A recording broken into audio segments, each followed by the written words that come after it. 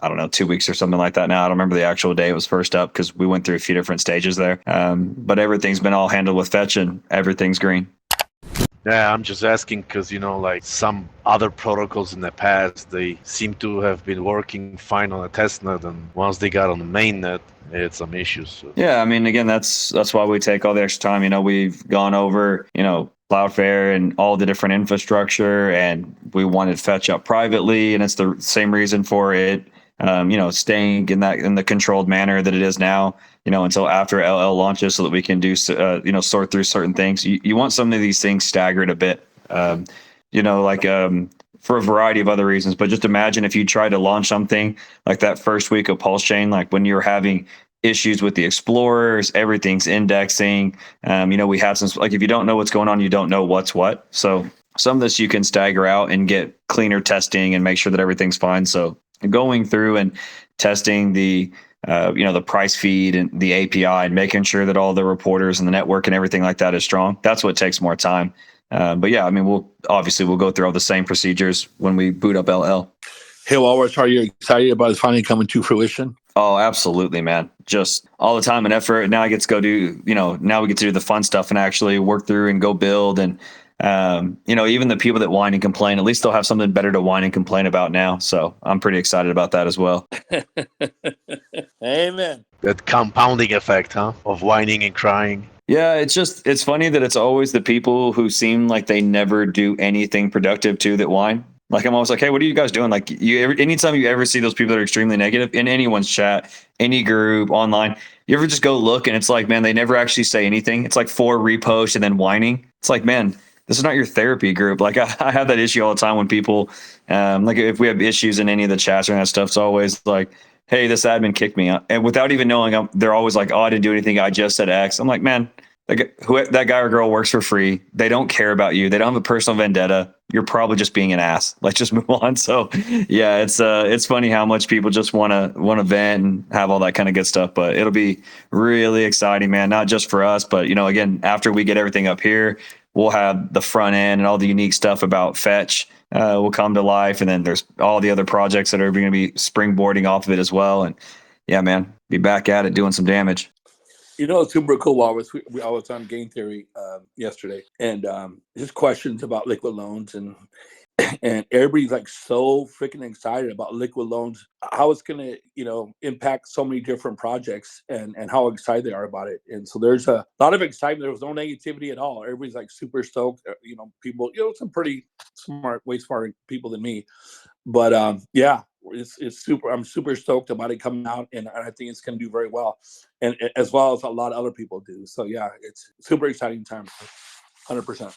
Yeah, I think these next handful of projects will also really kind of encapsulate to everybody else. We, as like Jesse was alluding to it earlier, like most of this stuff is just hype FOMO feelings when it comes to like the native token on a chain, and like it just changed a bit of the feel. Like you see LL. Then there's fetch, and again, the barista and power seed and all these other things that are going to be, coming shortly thereafter. Again, it adds stuff to, to play with on Fux. It adds stuff to play with on 9-inch and 9mm, and it'll add, pretty heavily to that fullness, and just that everything was delivered on, right? Like it'll just stop feeling like there's any waiting, and it's just, hey, now everybody's building, now everything's here. All the rides in the park work, and everyone's can just get out to using all these tools.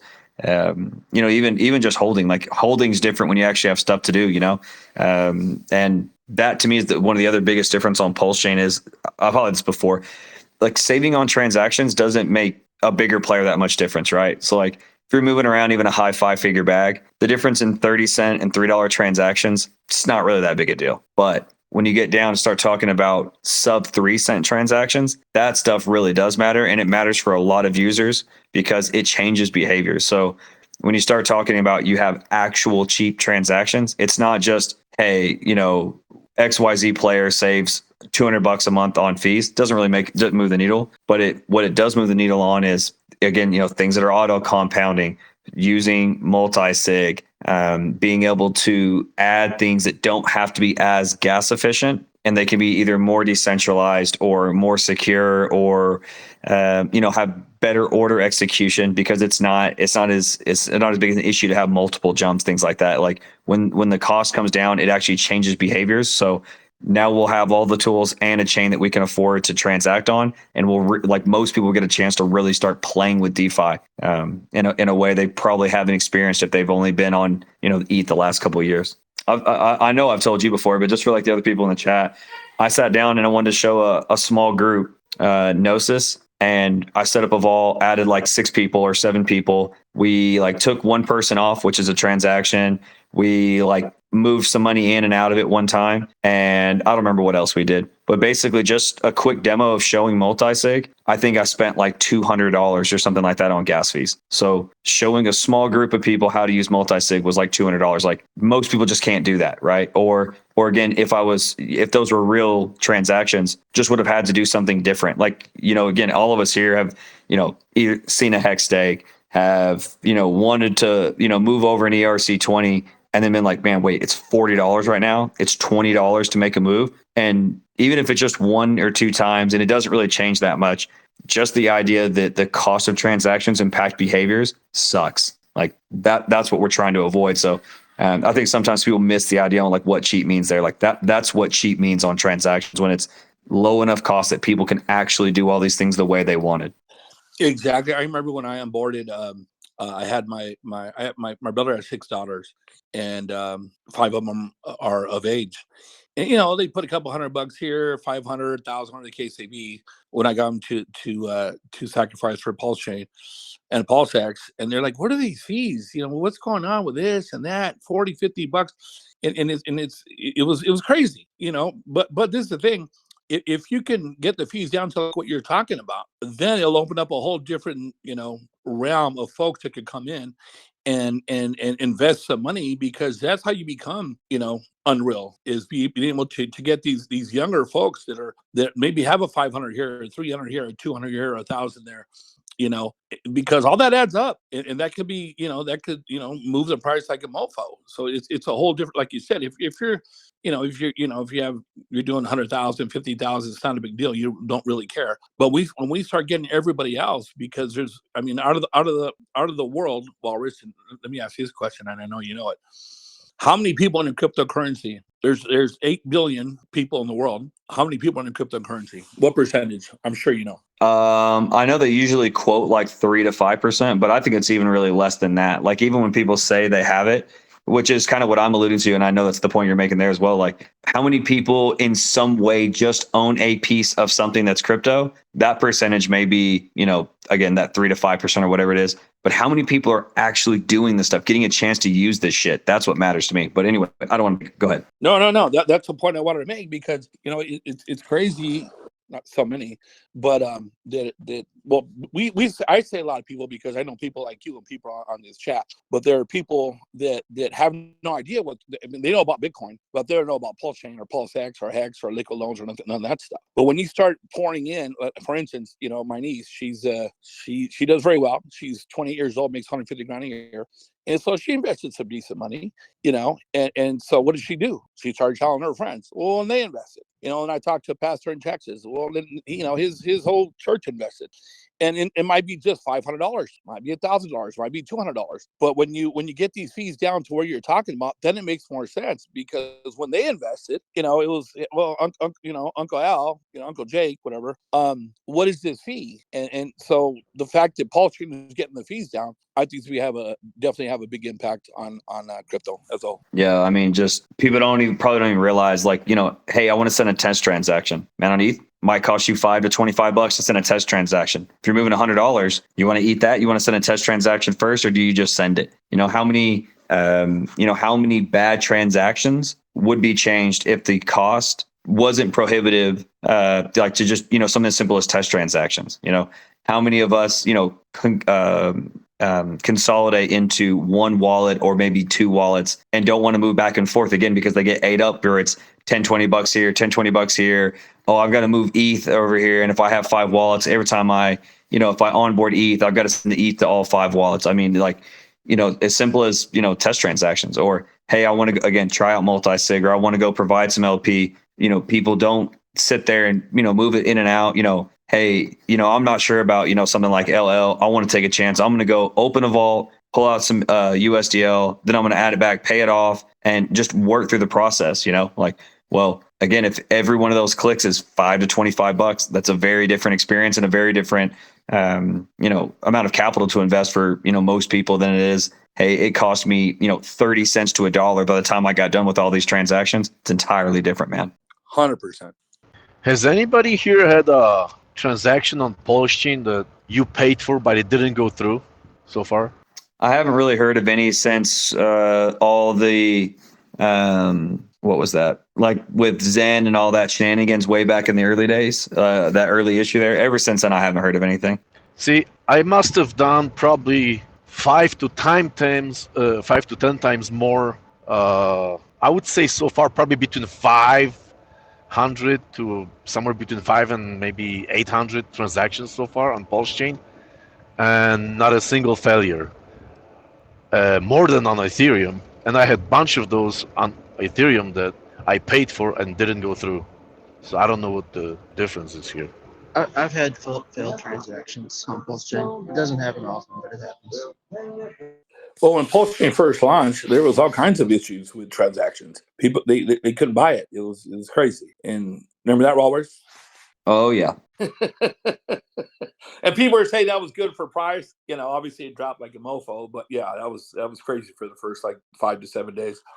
You guys should hop on the site and talk to the LL librarian, see how the AI treats you. Hey, Walrus, I have a question.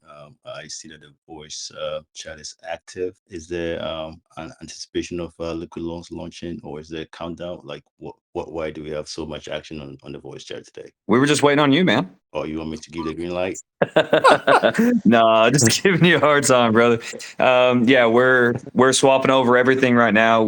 I actually thought we were going to send the tweet already. I have a call with everybody here in about an hour, and we'll probably go ahead and send it out then. But yeah, we're about to put out the tweet that's like, all right, no more announcements, no more updates. This is your final countdown thing. So we'll be going here pretty shortly. I've been saying less than 72 hours, just again because we're not going to give it a specific time. But yeah, we're suited and booted. We're putting fuel in the rocket. Like, wow.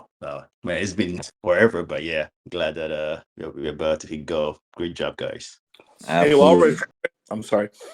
Hey, Walrus, are your friends and family so excited for you? You got to be. They're just excited that I'm going to shut up. Why would you shut up? Hey, why would you Time to talk, man.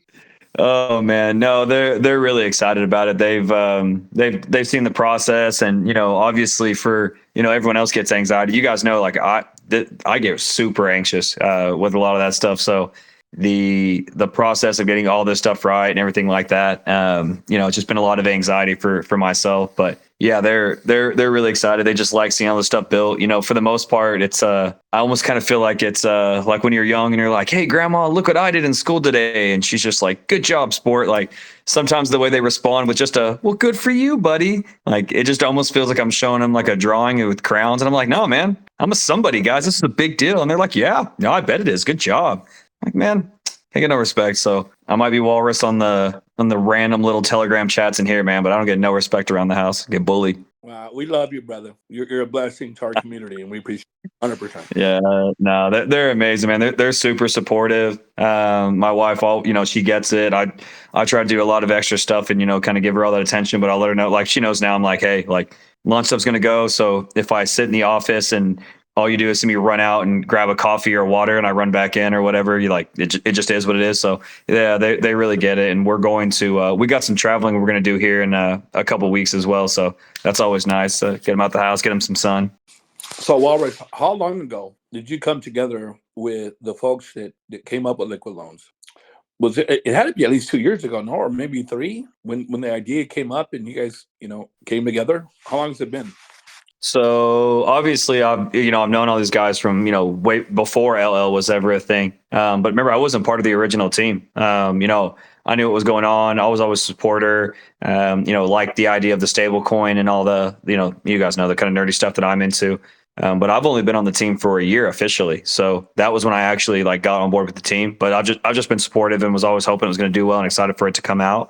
But the team itself is, about 2 years from sort of inception. And then, just a little over 2 years from inception. And then I've been on the team for just over a year now. Yeah, I think Walrus, what most people don't realize is that back in the day, you were the admin in Pulsechain, and you gradually migrated to Liquid Loans. I think most people don't realize that was when we used to chat in the Pulsechain, Yep. live chat, all this. Yep. Well, I helped with with How to Pulse for a long time. So when all that education needed to be up front and that site was first getting going, I spent a lot of time with those guys, and then that team, they went on and built NFT on Pulse.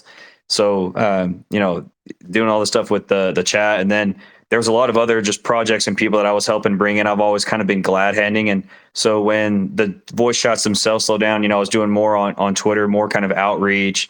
And then, the How to Pulse side of things. Then, again, all these other guys, KG from Internet Money, he's relatively close, and, been able to help those guys in a couple of small ways, and same thing with other teams. So, been around trying to just, get in where I fit in. And we did some things to help hacked wallets around Sacrafice time. A lot of stuff's going on, but yeah, the LL was just the next journey because they were, kind of front and center. And I thought that what I could do for LL would be the most productive place for me to be for Pulsechain overall. So yeah, I just keep going where I think I'm useful. Yeah, those guys from How to Pulse are super cool as well, 100%. Hey, Crypto Goose, how you doing? I am doing awesome. How are you doing? I'm doing well. I was just telling Walrus that I was talking on Game Theory yesterday, and there was nothing but positive feedback as far as liquid loans. And I didn't have a chance to bring your name up, but you're my top 3, just below Walrus. No, I'm just kidding. but all the how liquid loans could be one of the biggest things that are coming out, and you had different reasons. But do you care to elaborate on that or no? Yeah, sure.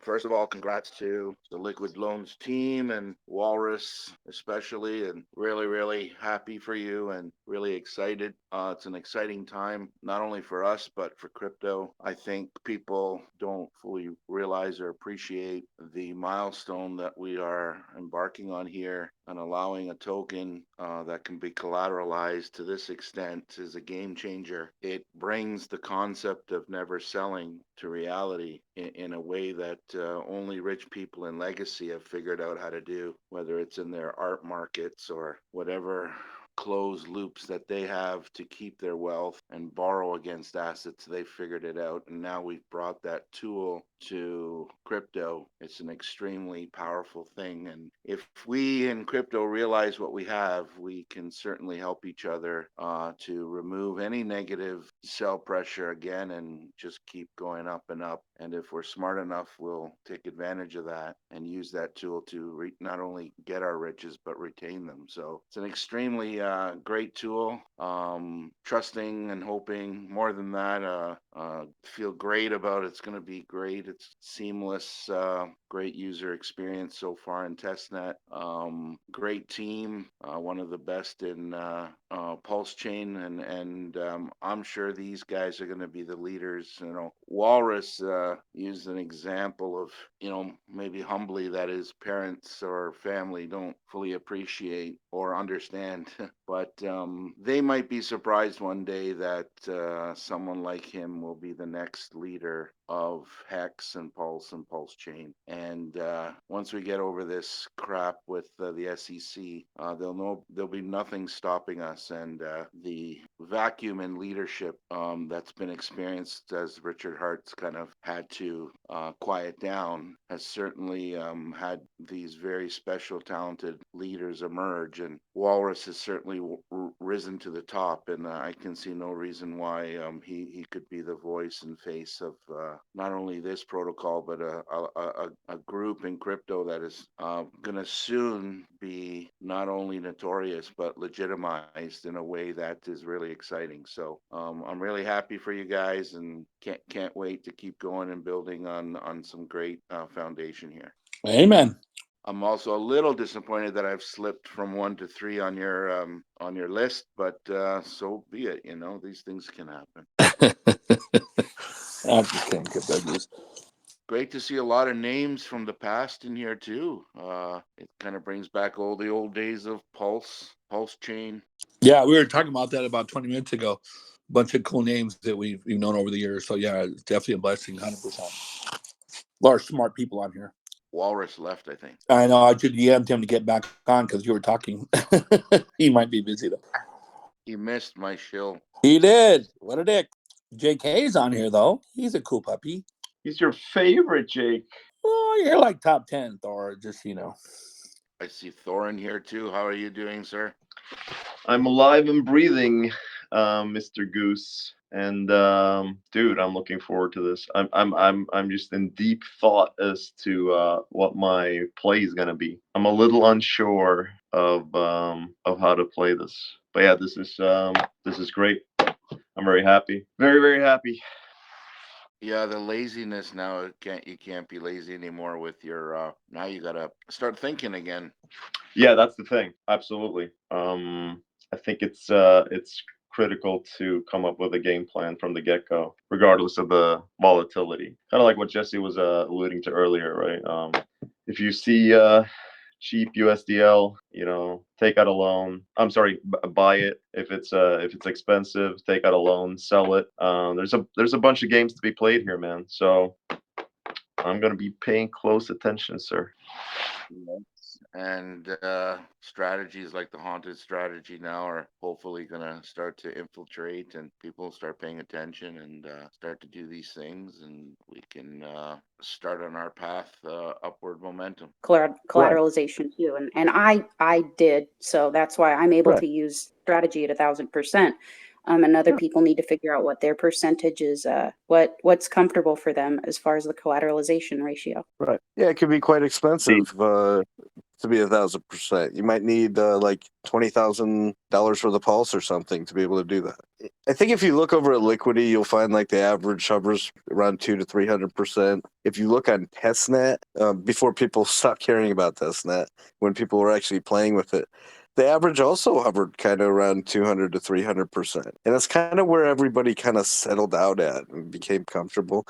And I would bet over time on Mainnet, you'll kind of see you'll see that average start to float around 200 to 300%. And you'll have people up there at 1,000 and even more percent.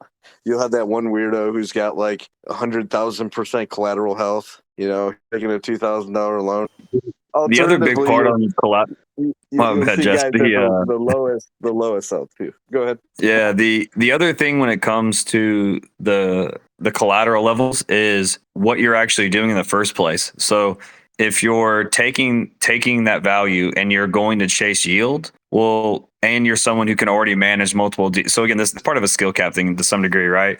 But if you're on the chain and using that value, that's a very different position to be at 150 to 300% than if you're taking that and you're off going off chain, cashing that out, right? So if and again, like Jesse hinted at it earlier, like to some degree, a lower collateral ratio is about efficiency, right? So if I do stay, I'm at 700 to 1,000 and I'm taking that value and I'm providing LP somewhere or doing XYZ on the chain to chase yield, then I'm only taking 5 to 10 to 20% of my bag that's actually, again, being used. So it's a measure of efficiency there. Now you can still bake it into safety, as Hodpro said, but that's a spot where that same collateral level makes more sense also if you're going to be illiquid with whatever you're doing. So if you're going to be in that 150%, but again, I have a chunk in the stability pool and the rest of it I'm using for LP, or I'm rolling over